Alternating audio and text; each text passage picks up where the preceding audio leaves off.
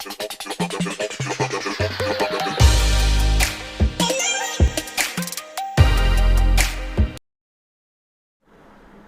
की ज़िंदगी अगर ये कहूँ कि मुख्तलिफ फेजेस के अंदर चलती है। उन फेजेस के अंदर इंसान कभी अपने आप को बहुत ज़्यादा मोटिवेटेड फील करता है और बाज़-औक़ात इंतहाई डिप्रेशन के अंदर, एंग्ज़ायटी के अंदर फील करता है। अब एंग्ज़ायटी एंड डिप्रेशन ये तकरीबन ये कदरें मिलती-जुलती कदरें। एंग्ज़ायटी लीड्स टू डिप्रेशन में लेके जाती है। आज इसका हम कुछ साइंटिफिक भी देखेंगे कि आखिर एंग्ज़ायटी और डिप्रेशन के अंदर डिफरेंस क्या है। और जो दूसरी चीज़ देखने वाली है वो ये है कि इस साइंटिफिक रीज़न के अलावा इंसान इस डिप्रेशन और एंग्ज़ायटी में इमोशनल तौर पर कैसे इन्वॉल्व होता है। जी हाँ, मैं हूँ यासिर मलिक एडवोकेट और आप देख रहे हैं एस्केप फ्रॉम केज। ये जो एंग्ज़ायटी एंड डिप्रेशन है, साइंटिफिक फिनोमेना के साथ साथ अगर इसको इमोशनल फिनोमेना की तरफ भी कंसीडर किया जाए, उसको देखा जाए, तो इसको ओवरकम करने का शायद मेडिकल ट्रीटमेंट से ज़्यादा इमोशनल कनेक्शन और इमोशनल थिंग्स हैं जो कि इन्वॉल्व होते हैं। एंग्जाइटी और डिप्रेशन आपस में काफ़ी ज़्यादा मिलते जुलते हैं, मगर इनके अंदर एक डिफरेंस मौजूद है, क्योंकि एंग्जाइटी जो है वो इनिशियल लेवल की कुछ चीज़ें आपके अंदर डेवलप करता है, कुछ इमोशंस ऐसे डेवलप करता है। अगर उसका ठीक तरीके से इलाज ना किया जाए, उसको ओवरकम करने की कोशिश ना की जाए, तो आखिरकार उसने डिप्रेशन बन जाना है। मिसाल के तौर पर, जब आप फियर महसूस करें, आपको किसी चीज का डर हो, आप परेशान हो किसी चीज से, यहां पर यह बात ज्यादा जरूरी है कि मेंशन की जाए कि ये जो फियर है, ये जो वरी है, ये इंसानी जिंदगी के अंदर एक अहम तरीन पार्ट अदा करती है। कोई ऐसा इंसान नहीं जिसने कभी खौफ या परेशानी को महसूस ना किया हो, या उसकी जिंदगी के अंदर परेशानी या खौफ ना आया हो। लेकिन जब यही परेशानी, यही वरीज जब एक्सेसिव वे में एक कंटिन्यूस पीरियड तक चलते जाएंगे, तो आप उसको एंग्जाइटी कहेंगे। इन क्लिनिकल ट्रीटमेंट आप उसको जब डायग्नोस करेंगे तो आप उसको एंग्जाइटी कहेंगे। अब जब भी आपको किसी एक्शन के करने में, किसी काम के करने में कोई डिफिकल्टी फेस कर रहे हो, आपके मूड स्विंग्स हो रहे हो, आपके साथ डिप्रेशन फील कर रहे हो, मतलब डिप्रेशन फील कर आप बहुत ज्यादा उदासी फील कर रहे हैं, आपके अंदर एक्साइटमेंट की कमी हो रही है, आपके अंदर कुछ ना करने की जो एक जुस्तजू है वो आपके अंदर प्रिवेल कर गई है, ऐसे एक्शन जो आप करना चाह रहे हैं, आप किसी गिवन सर्कमस्टांसेस के अंदर वो एक्शन नहीं कर पा रहे, आपके जो एपिटाइट है, जो आपकी भूख है, वो कम या ज्यादा महसूस हो रही है, आप अपने आप को हर तरफ से हारा हुआ महसूस कर रहे हैं, और किसी एक खास काम के लिए या बहुत से कामों के लिए आपने जिंदगी में ये समझना शुरू कर दिया है कि ये मैं नहीं कर सकता, और ये सारी बुरी बुरी चीजें आपके साथ ही हो रही हैं, और इसके मुताबिक आप अपने आप को अपनी ही जात के अंदर बंद कर लेते हैं। इन माय ओपिनियन यहां से डिप्रेशन का आगाज शुरू होता है। अब एंग्जाइटी और डिप्रेशन के लिए बहुत सारी ट्रीटमेंट जो है वो मौजूद हैं, लेकिन उन ट्रीटमेंट से करने से पहले या किसी डॉक्टर को कंसल्ट करने से पहले इनकी कुछ ऐसी वजूहात भी होती हैं जो कि इमोशनली कनेक्ट होती हैं आपके ब्रेन के साथ। मसलन आपका ब्रेन वर्क करता है इस तरह से कि आपके जो ब्रेन में तरह तरह के इमोशंस और तरह तरह की थिंकिंग, जिसमें पॉजिटिव भी हैं, नेगेटिव भी हैं, अच्छे ख्यालात भी हैं, बुरे ख्यालात भी हैं, ETC, ये इस तरह की बहुत सारी चीज़ें आपके ब्रेन के अंदर स्टिमुलेट करती हैं हर वक्त, और इंसान ने इन्हीं थॉट्स और इन्हीं थिंकिंग्स के ज़ेरे असर अपने एक्शंस को परफॉर्म करना होता है, अपने एक्शंस को एक तरफ लेकर जाना होता है। मगर अगर ये थॉट्स का और एक्शंस का दरमियान का जो सिलसिला है वो ब्रेक डाउन हो जाता है, उसके ब्रेक डाउन होने की वजूहात हैं।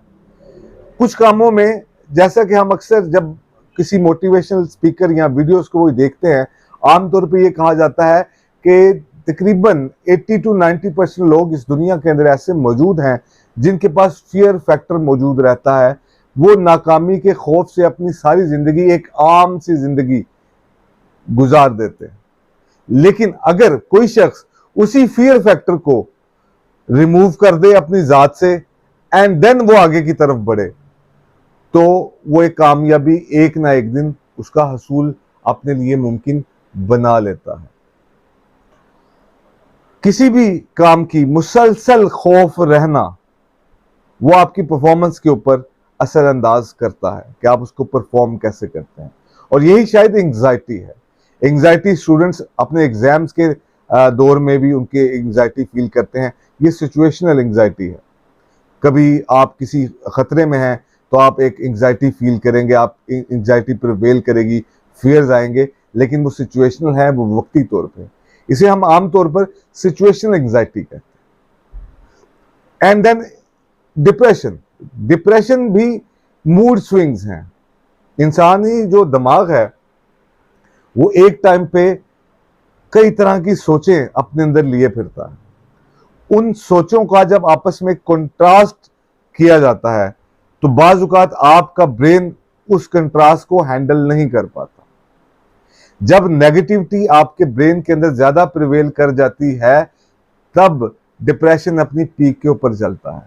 डिप्रेशन से ओवरकम करने का तरीका ही यही है कि सबसे पहले आप कूल एंड काम अपने आप को करें, देन आप उस नेगेटिव एनर्जी के हिसार से अपने आप को बाहर करें। वो नेगेटिव एनर्जी का हिसार से बाहर करने का तरीका कार क्या है? अगर आप नेगेटिव एनर्जी के होते हुए, आप अपनी नेगेटिव थॉट्स के होते हुए आप कुछ ऐसे लोगों से मिलेंगे जो एक नेगेटिविटी का सरचश्मा होंगे, तो वो आपको मजीद नेगेटिविटी और डिप्रेशन के अंदर फेंक देंगे। अनलेस कि यही नेगेटिविटी, यही डिप्रेशन आपकी जिंदगी को भी खतरा बना देगा। आप अपनी जिंदगी के लिए खुद एक बहुत बड़ा खतरा बन जाएंगे। अगर आप सब लोगों ने आमिर खान की फिल्म 3 इडियट देखी हो तो उसके अंदर एक जुमला जो बड़ा खास जो बोला गया, जो एक डायलॉग था, उसके अंदर यह था कि इंसान का जो दिमाग है वो बहुत ज्यादा जो है वो मासूम है, बच्चा है, जिसको जिस तरह समझाया जाए वो उसी तरह से चलना शुरू कर देता। इसी तरह वो अपने सीने पे हाथ रख के अक्सर कहता है ऑल इज वेल, कि आपने बेसिकली अपने आप को, अपने दिमाग को, अपने दिलो दिमाग को इस बात पे समझाना ज्यादा जरूरी होता है कि ऑल इज वेल, कि कुछ नहीं होने वाला। अगर आपकी जिंदगी में कोई मसला पड़ा है तो अगर आप अपने आप को ये समझाने में कामयाब हो गए कि मैं अगर इसके ऊपर एफर्ट करूं तो इस मसले को किसी ना किसी तरह से हल कर लूंगा, कोई ना कोई ऐसी चीज जरूर निकलेगी जो इस मसले को हल करेगी। कोई ना कोई मुमकिना तौर पर ऐसी चीज और ऐसा अमल आपसे सरजद हो जाएगा जो कि आपकी मुश्किलों को हल करने की तरफ शायद पहला कदम होगा। लेकिन अगर आप उसी मुश्किल की फेयर फैक्टर्स के अंदर अपने आप को बिठाकर चले जाएंगे, उसको प्रिवेल करते चले जाएंगे, तो वो डिप्रेशन, सीवियर डिप्रेशन की तरफ चला जाएगा। उसके बाद आप बहुत सारी मेडिसिन का यूज भी करेंगे, डॉक्टर्स की क्लिनिक के ऊपर भी जाएंगे, डॉक्टर से कंसल्टेशन भी करेंगे, लेकिन ये डिप्रेशन और एंग्जाइटी आप इसे अपने आप से अलहदा नहीं कर पाएंगे। अलहदा करने का एक ही तरीका है कि अपने जो ब्रेन है उसकी कैपेसिटी को समझिए, अपने आप को खुद समझाइए कि आपने इस मुश्किल से अपने आप को बाहर निकालने के लिए आखिर ऐसा क्या करना है कि आप इस डिप्रेशन, एंग्जाइटी और इस फेज ऑफ लाइफ से बाहर आ जाए। आपको एंग्जाइटी हो जाना, आपको डिप्रेशन हो जाना, ये कोई ज्यादा बड़ी बात नहीं है। ज्यादा बड़ी बात यह है कि इस फेज का आपकी जिंदगी के अंदर ज्यादा असर हो जाना, इस फेज का आपकी जिंदगी के ऊपर छा जाना, इस फेज का आपकी जिंदगी के ऊपर हिसार कायम कर लेना। उसके बाद आप अपनी जिंदगी के लिए खतरा महसूस करेंगे। आपको अपनी जिंदगी के अंदर कोई चाम ऐसा नजर नहीं आएगा कि आप उसे महसूस करें कि आप मतलब इस दुनिया के अंदर जिंदा रहना चाहते हैं। ये इसकी सीवियर एक फॉर्म होती है। इसके अलावा आप अपने रिलेशंस को, इसके अलावा आप अपने काम को, इसके अलावा जो जिंदगी के अचीवमेंट्स हैं उनको आप सबको डिस्ट्रॉय कर देंगे। मेडिसिन आपको एक हद तक हेल्प कर सकती है, मगर मेडिसिन आपको हेल्प ज्यादा तब करेगी जब आप पॉजिटिव तौर पर अपने आप को समझाएंगे, ऐसी गैदरिंग के अंदर जाएंगे, ऐसे लोगों के साथ मिलेंगे जिनके साथ आप अपने आप को शेयर कर सकें, जिनको आप अपनी प्रॉब्लम्स बता सकें। क्यों? क्योंकि हो सकता है कि आपकी प्रॉब्लम का सॉल्यूशन आपके पास उस वक्त मौजूद ना हो, लेकिन जो थर्ड पर्सन जो आपकी प्रॉब्लम सुनेगा, जो आपकी प्रॉब्लम के बारे में सोचेगा, जो एज अ ऑब्जर्वर के तौर पर आपकी प्रॉब्लम देखेगा, वो आपको उसका बेहतरीन हल बता सके। अगर हल ना भी बताए तो वो आपको शायद वो हौसला दे दे जो आप इसके डिप्रेशन से बाहर आने में काम आ सके। अब इमोशनल कनेक्शंस के अंदर आपके फाइनेंशियल मसले, इमोशनल मसले, आपके प्यार मोहब्बत के मसले, ठीक, जो टीन एज में आमतौर पे होते हैं, आपको किसी चीज का ऐसा फियर जो आपके दिमाग के अंदर इस कदर सरायत कर गया कि उसने आपको सीवियर डिप्रेशन की तरफ फेंक दिया।